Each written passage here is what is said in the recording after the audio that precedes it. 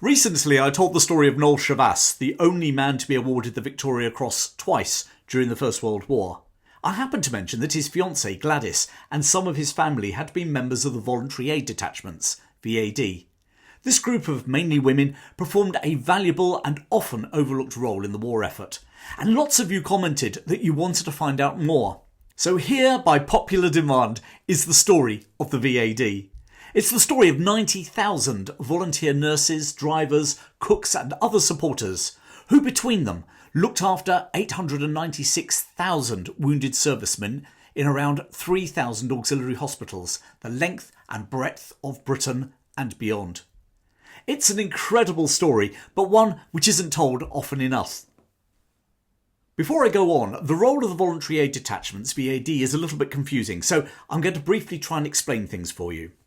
First off, VAD refers to both the organisation and the volunteers within it. Secondly, the VAD worked under the auspices of the British Red Cross and St John Ambulance. Both organisations principally relied on volunteers, so the VAD were simply an extension of their normal operations. And thirdly, the British Red Cross and St John Ambulance decided in the opening months of the war to form a joint war organisation, to pool their resources, prevent duplication, and to give all VAD volunteers protection under the Red Cross banner of neutrality. Whilst the British Red Cross in particular organised a variety of support services during the war which drew in some of their paid members, it was the VAD volunteers that enabled them to provide the level of support that really made the difference. By the end of the war, over 90,000 volunteers, 2/3 of them women, were working under the Joint War Organisation's direction. So I hope that sort of makes sense as to where the VAD, Red Cross, St John Ambulance all fit together. The Joint War Organisation and their VAD civilian volunteers would provide medical assistance in hospitals throughout the UK and abroad during the war. But the VAD were not the only women providing medical support during the First World War. There were specific female nursing units in the military, tracing their roots back, to Florence Nightingale in the Crimean War. Those units were very much part of the armed forces and subject to military command and discipline. The VAD, as the name suggests, were non-military. For the record, there was another civilian and principally female organisation providing support during the First World War. The First Aid Nursing Yeomanry, or FANY. Whilst wearing military-style uniforms, they were not, and are not to this day, part of the regular or reserve army. Founded at roughly the same time as the VAD, the raison d'etre of FANY was to provide first aid to the wounded by horseback, swift riders who could provide first aid a lot quicker than horse-drawn ambulances. As the war went on, members of FANY would swap their horses for lorries and would also become a valuable intelligence wing for the military. And they would perform both of these roles again in the Second World War, when many FANY members would end up in the SOE operation in occupied Europe. Nevertheless, the largest contingent by a mile during the First World War was the VAD, under the auspices of the British Red Cross and St John Ambulance. The VAD nurses were trained in first aid, hygiene, sanitation and also cooking. Initially there was a general reluctance from the military to use the services of untrained civilians who were outside their command structure. Moreover, there was scepticism as to what use these principally women would be, seeing as they had no nursing experience and many came from privileged backgrounds. However, as the war dragged on and personnel became more scarce and the demands on hospitals intensified, they relaxed their attitudes. And this wasn't just a case of needs must. It was in no small part as the actions of VAD civilians started to earn their respect and appreciation. Interestingly, when the first contingents of FANY had arrived on the Western Front, they too had been shunned by British military authorities. The Belgians, however, whose country was being overrun by the Germans, were happy to accept their assistance. The valuable work of these women for their Belgian allies made the British sit up and take notice. And if these female yeomanry could provide valuable assistance and free up men for frontline roles, then why not the VAD too? The VAD broke into two groups of volunteers. The first and most photographed and remembered were those in what was called the Special Service, in other words, nurse volunteers, who worked in both Royal Army Medical Corps hospitals and also the 3,000 Red Cross hospitals across the UK. and abroad too. Their principal roles were to bandage wounds, change dressings and wash sheets. But another group of volunteers played a valuable role in medical support for the wounded too. The VAD members in what was classed as general service. Whilst not as high profile as nurses, these women, and they were principally women, took on the non-hands-on roles such as clerks and store managers. They also did cleaning jobs like cleaning pyjamas, cooked meals and even provided hot water bottles for the patients. It was estimated by the Red Cross that these non-nursing female volunteers helped release 11,000 men in hospital support roles for active service. Female volunteers such as Agatha Christie, for instance. In her mid-20s, when the war broke out, she spent nearly 3,400 hours during a 35-month period working as an unpaid nurse at the Town Hall Red Cross Hospital in Torquay, Devon, where she finished the war as a dispenser. And Christie wasn't the only VAD who later found fame as a writer. Probably one of the most famous VAD nurses was Vera Brittain. Interrupting her studies at Oxford University, she volunteered in the summer of 1915. Initially, she worked at the Devonshire Hospital at Buxton, before serving in London, Malta and France. Vera Brittain documented her experience as both a nurse and her observations of the men damaged by war in her book Testament of Youth, which was dramatised into a film about 10 years ago. There was also Enid Bagnold. A year older than Christie, Enid Bagnold was ultimately shown the door for criticising the hospital administrators once too often. She moved on to join the FANY, where she became an ambulance driver in France. And after the war, she wrote over a dozen books during a long life that saw her die in her 90s. Possibly the most famous of which was National Velvet, published in the 1920s, and which was made into a film in 1944, starring a very young Elizabeth Taylor. However, the VAD did not just contain household names of the future. They consisted of household names of their day too. Lottie Dodd, who was in her 40s, had been 5 times Wimbledon ladies singles champion. This amazing sportswoman had also played hockey for England before taking up archery. And here is another link to my story about Noel Chavasse VC and Bar. Those of you who've watched that video will recall that Noel Chavasse represented Great Britain at the 1908 Olympics. Well, so did Lottie Dodd. Unlike Chavasse, who didn't make the final of his event, the 400 metres, Dodd gained a podium finish, taking silver in the women's archery. Lottie Dodd was to volunteer over 1,000 hours of her time at the Red Cross Hospital in Chelsea, and later at a military hospital in Berkshire. Less sporting and more suffragette, another VAD nurse was Sophia Dalip Singh. The daughter of the last Maharaja of the Sikh Empire, she worked in an auxiliary hospital in Isleworth, Middlesex for 2 years during the war. Her father, Maharaja Dalip Singh, had been deposed by the British following the Anglo-Sikh Wars in the 1840s and had been exiled to Britain. Here, he and later his family were befriended by Queen Victoria. Indeed, the Queen was Sophia's godmother. This relationship with the British royal family saw Sophia being given a grace and favour house at Hampton Court. But if you expected Sophia to be some shy, retiring and demure princess, you'd be wrong. In her 30s, she started to support campaigns for Indian independence and also became a suffragette. Despite being at odds with both Britain's colonial policy in India and the lack of female representation in Britain's electoral system, Sophia enthusiastically joined the VAD. And as the war progressed, the Isleworth Auxiliary Hospital housed many wounded Indian soldiers, many of whom were both a bit surprised and awestruck that their nurse was the daughter of the last Sikh Maharaja. The principal role of the VAD was to provide nursing and administrative backup in the 3,000 hospitals that had been established across Britain to deal with the wounded. Whilst the life-saving operations tended to happen close to the front line, the hospitals in Britain were an essential part of the recuperation and rehabilitation process. Across the country, from Penzance in Cornwall to Novar House in the Highlands of Scotland, private and public buildings were turned into small hospitals, staffed by VAD nurses, cooks and administrators. Often local gentry, in particular the women from those classes, offered their own homes and worked as VAD nurses within them. If you recall my video about the double Victoria Cross winner Noel Chavasse, his aunt had established a nursing home in Worcestershire. Along with his aunt, his sister and his fiancé were VAD nurses there. In Cheshire, the stately home of Dunham Massey was made available to the Red Cross. Meanwhile, in Birmingham, Highbury, the home of former Colonial Secretary during the Boer War, Joseph Chamberlain, had also become a hospital. His son Neville would lead the UK into the Second World War. Hotels such as the now demolished Brine Baths Hotel in Nantwich were converted, as were public schools such as Charterhouse. Another school that was turned into a hospital was Trent College at Long Eaton in Derbyshire.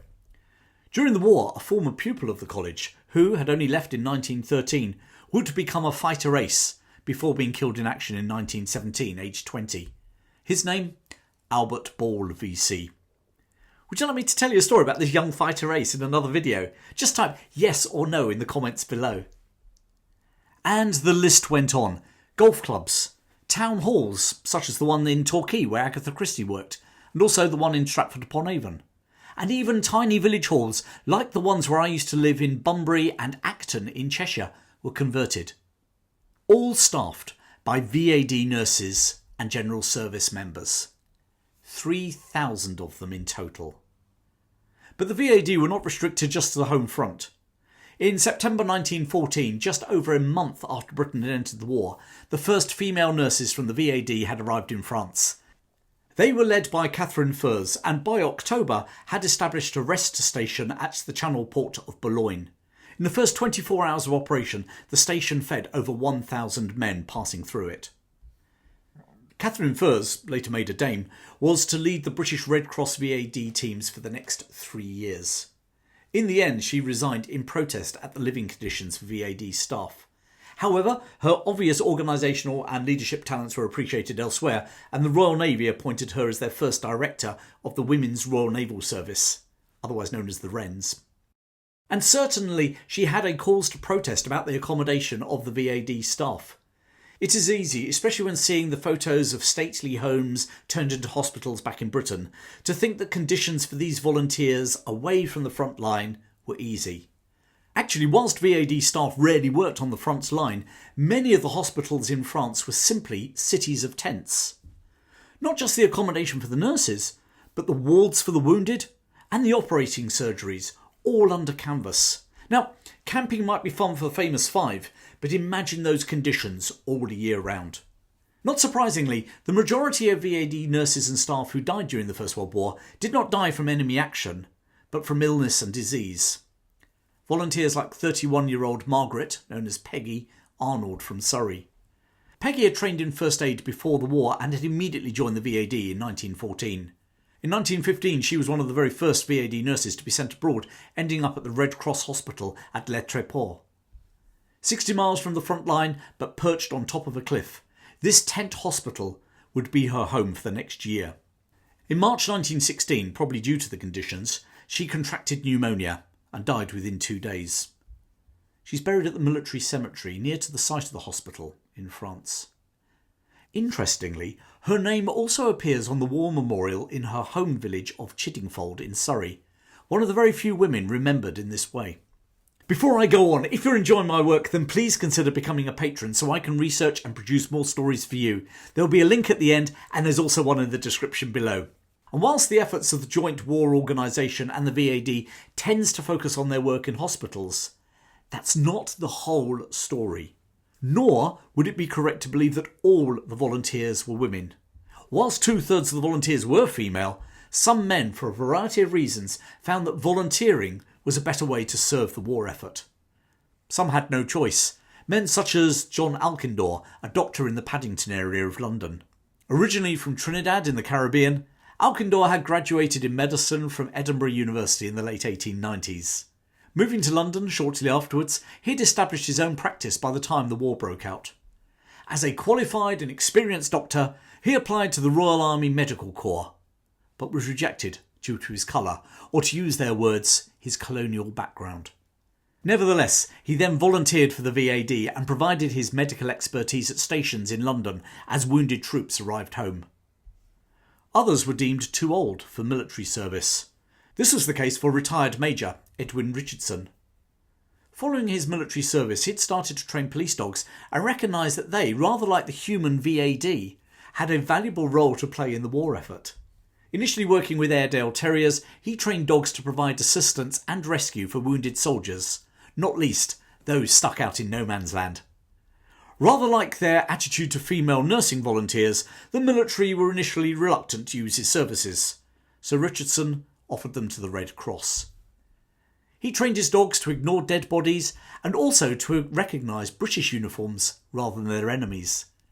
The dogs would carry basic first aid kits and a canteen of water, and those troops able to treat themselves and move were then guided by the dogs back to the safety of British lines. If a soldier was unconscious or too injured, the dog would run back to its handler with a piece of clothing and then guide medical teams to the man. Richardson's work began to attract the interest of others. One such person was Apsley Cherry Garrard from my home village in Wheathampstead in Hertfordshire. Garrard had been part of Captain Robert Scott's ill-fated expedition to Antarctica. He'd written a book about his experiences, The Worst Journey in the World. During the First World War, he'd already donated his home, Lammer Park in Hertfordshire, to the Red Cross as one of those 3,000 hospitals. He now brought a pack of bloodhounds to the Western Front to work with Richardson. The growing success of this particular Red Cross initiative, along with the publicity that people like Cherry Garrard were giving him, raised Richardson's profile. And rather like the VAD Nurses and the nurses and drivers from the FANY, the British military establishment finally realised the value of Richardson's work and brought him on board with the rank of Lieutenant Colonel. Other VAD played much lower profile roles in the war effort, but nevertheless they played their part. It's often forgotten that over 190,000 British and Imperial troops were held prisoner during the First World War. Germany and her Central Power allies refused to let the British government send anything to these troops. And so it was that the Joint War Organisation, using the flag of the Red Cross, offered their services. Every fortnight, food parcels would be sent to the prisoners. Whilst these parcels, especially during the Second World War, were commonly called Red Cross parcels, they were actually sent by the Joint War Organisation and bore the emblem not just of the British Red Cross, but St John Ambulance too. By the end of the war, 9 million food parcels and 800,000 clothing parcels had been sent to British prisoners of war, the vast majority organised and packed by volunteers. More volunteers helped raise funds not just for these parcels, but for the whole campaign of looking after the wounded. Flag days were held in Britain and elsewhere in the Empire, such as Canada and Australia, which raised over £21 million, which was used for hospitals, medicine and clothing. All in all, 90,000 people served in the Voluntary Aid Detachments, VAD, during the First World War.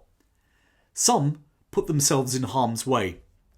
When the Red Cross took over a hospital in Brussels just before the Belgian capital was occupied by the Germans, a nurse already working there came under their command. Edith Cavell would go on to help countless wounded British, French and Belgian soldiers escape capture by the Germans. Eventually, she was arrested by the Germans and executed. Unlike Edith Cavell, other VAD simply fell into harm's way. The VAD nurses on the hospital ship Britannic, for instance. This sister ship to the Titanic had been commandeered during the war. Converted into a 3,300-bed floating hospital, the Britannic had successfully completed 5 missions to the eastern Mediterranean to rescue soldiers wounded in the fighting at Gallipoli. On the 6th mission, she hit a mine and sank in the Aegean, and as the lifeboats were lowered, 2 were sucked towards the massive propellers which were still turning. Both little boats, along with their crews, were cut to pieces. Fortunately, the VAD nurses were not amongst the 30 casualties, although it must have felt like a sense of déjà vu for one of them. VAD nurse Violet Jessop had been a stewardess on the Titanic. She'd also been a stewardess on the third of the sister ships, the Olympic, when it had collided with the Royal Naval cruiser HMS Hawke just 6 months before the Titanic disaster. Whilst Violet Jessop and her fellow nurses on the Britannic had a lucky escape, those on another ship were not so lucky. In 1917, HMS Osmania, a passenger ship which had been requisitioned as a troop ship, was approaching Alexandria in Egypt when she hit a mine laid by a German submarine. She sank in less than 10 minutes, carrying over 200 to their deaths, and included in that number were 8 VAD nurses. As an aside, another nurse kept a young man from the Royal Flying Corps afloat in the water. Both of them were to survive the ordeal. His name was Jack Cohen, and he would go on to establish the British supermarket chain, Tesco. All in all, 498 Joint War Organisation members died during the First World War. Most from illness, not least Spanish flu. But not all. As we've seen, some did die from enemy action. 886 were mentioned in dispatches for their work, whilst 20 were awarded the 1914 Star and a further 800 the 1915 Star. Not everyone in a war can play a role in the frontline fighting. It requires a lot of backroom support for the armed forces to function to their maximum potential. It also takes a lot of work to nurse those who are damaged and broken back towards some semblance of normality, or into a new life. It took thousands of them in the First World War. 90,000 of them. The VAD wound down after the war, but under the Joint War Organisation it sprang to life again at the outset of the Second World War. Noel Chavasse's fiancé Gladys would once again volunteer and would be mentioned in dispatches at Monte Cassino in Italy. Maybe those volunteers are part of our family trees. Maybe they cared for those who are related to us. It's that golden thread of history that connects us to our past. These volunteers, like the VAD, are rarely remembered on war memorials. They don't feature in action films. Their descendants have few medals to show for their efforts. But they, like many, many others, also served. And their contribution should not be forgotten. Well, thanks for watching, and I hope you enjoyed that story and learnt a little bit more about the VAD and what a valuable and unsung role they played in the First World War. If you enjoy my work, then please consider becoming a patron. A link will appear in a moment. There's also one below. Plenty more videos on my channel, so why not watch another one right now? Until next time, thanks for your support, keep well, and I'll see you very soon.